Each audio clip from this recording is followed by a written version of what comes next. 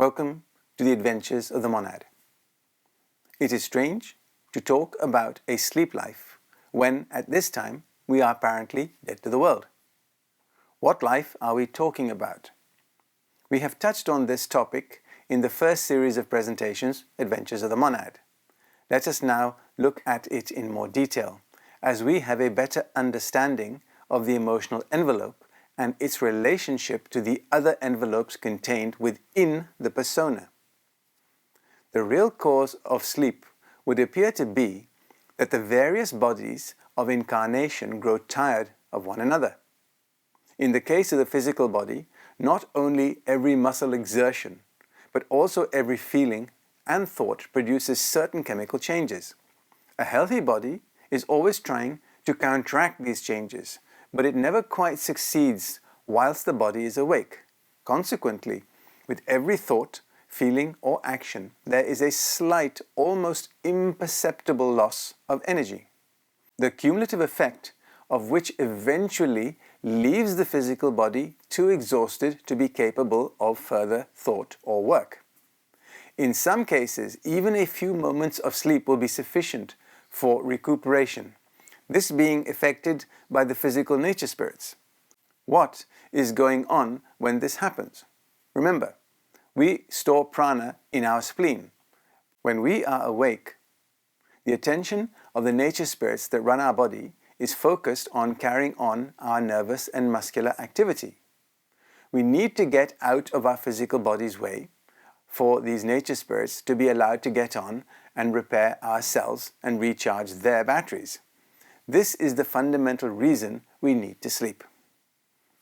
In the case of the emotional body, it too becomes tired of the heavy labor of moving the particles of the physical brain and needs a considerable period of separation from it to enable it to gather strength to resume the tiresome task again.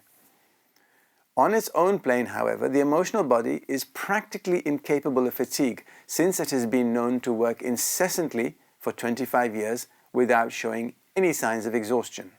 Although excessive and long-continued emotion tires a person very quickly in ordinary life, it is not the emotional body which becomes fatigued, but the physical organism through which the emotion is expressed or experienced. Similarly, with the mental body, when we speak of mental fatigue, it is in reality a misnomer, for it is the brain, not the mind, that is tired.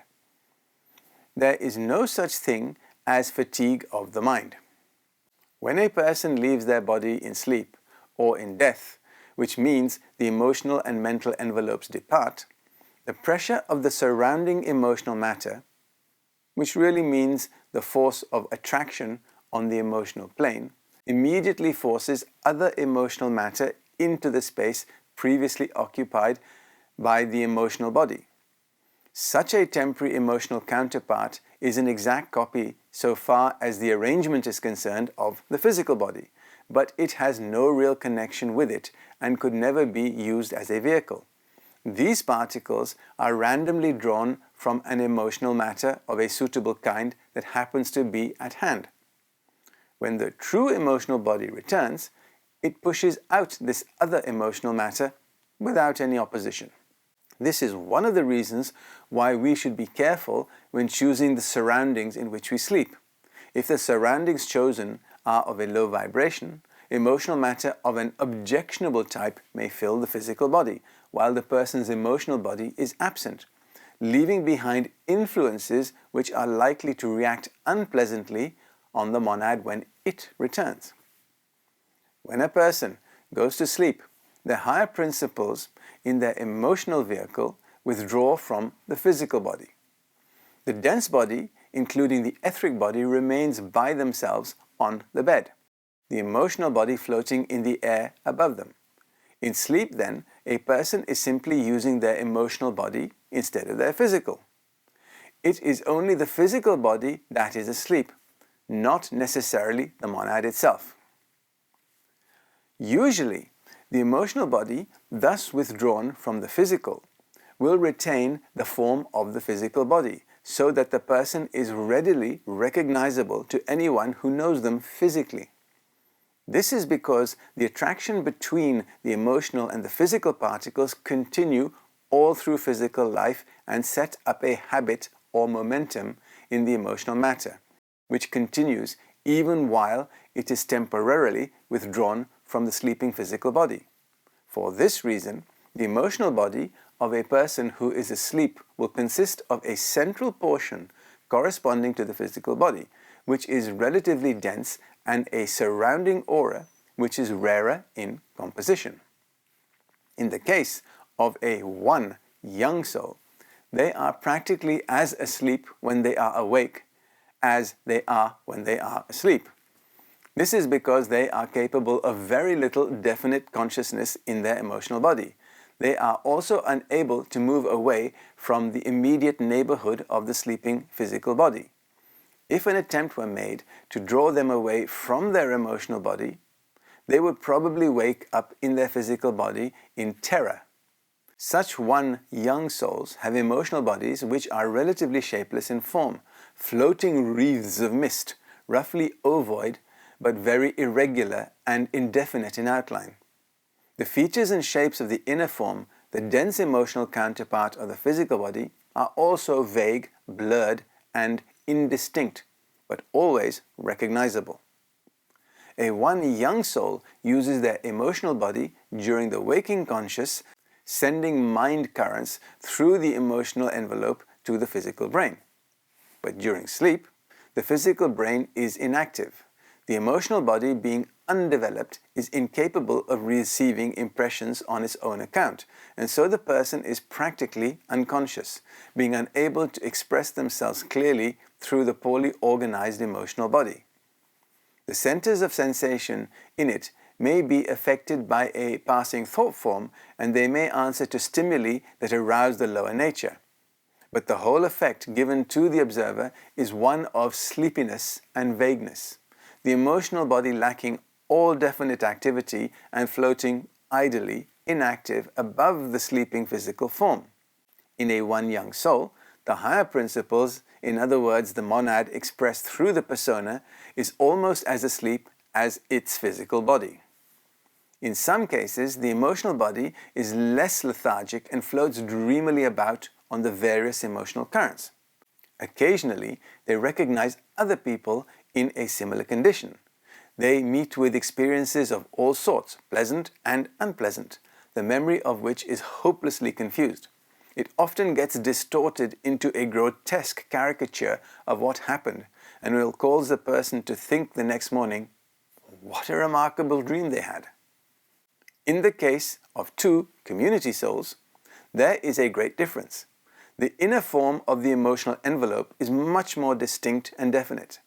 A closer reproduction of the person's physical appearance can be seen instead of being surrounded by a cloudy mist. There is a sharply defined ovoid form preserving its shape unaffected by all the varied currents, which are always swirling around it on the emotional plane. A person of this type is by no means unconscious in their emotional body, but is quite actively thinking. Nevertheless, they may be taking as little notice of their surroundings as the youngest of souls. This is not because they are incapable of seeing, but because they are so wrapped up in their own thoughts that they do not see, though they could do if they so chose. Whatever may have been the thoughts engaging their mind during the past day, they usually continue when they fall asleep, and they are thus surrounded by so dense a wall of their own making that they observe practically nothing of what is going on outside. Occasionally, a violent impact from without, or even some strong desire of their own from within, may tear aside this curtain of mist and permit them to receive some definite impression. But even then, the fog would close in almost immediately, and they would dream on as oblivious as before. In the case of the three-cultured soul, when the physical body goes to sleep, the emotional body slips out of it, and the person is then in full consciousness. The emotional body is clearly outlined and definitely organized, bearing the likeness of the person, and the person can use it as a vehicle far more convenient to use than the physical body. The receptivity of the emotional body is increased until it is instantly responsive to all the vibrations of its plane, the fine as well as the coarse. But in the emotional body of a very highly developed person, there would be practically no matter left capable of responding to coarse vibrations. Such a person is wide awake and is working far more actively, more accurately, and with greater power of comprehension than when they were confined to the denser physical vehicle. In addition, they can move about freely and with immense rapidity to any distance, without causing any disturbance to the sleeping physical body. They may meet and exchange ideas with friends, either incarnate or discarnate, who happen to be equally awake on the emotional plane.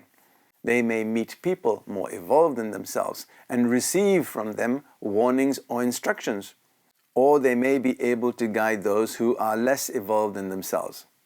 An evolved person, a compassionate soul, may come into contact with non-human entities of various kinds. Such a soul would be subject to all kinds of emotional influences, good or evil, strengthening or terrifying. They may form friendships with people from their own part of the world. They may give or listen to lectures. If they are students, they may meet other students. And with additional faculties which the emotional world gives, they may be able to solve problems which present difficulties in the physical world. A physician, for example, during the sleep of the body, may visit cases in which they are especially interested. They may thus acquire new information which can come through as a kind of intuition in their waking consciousness.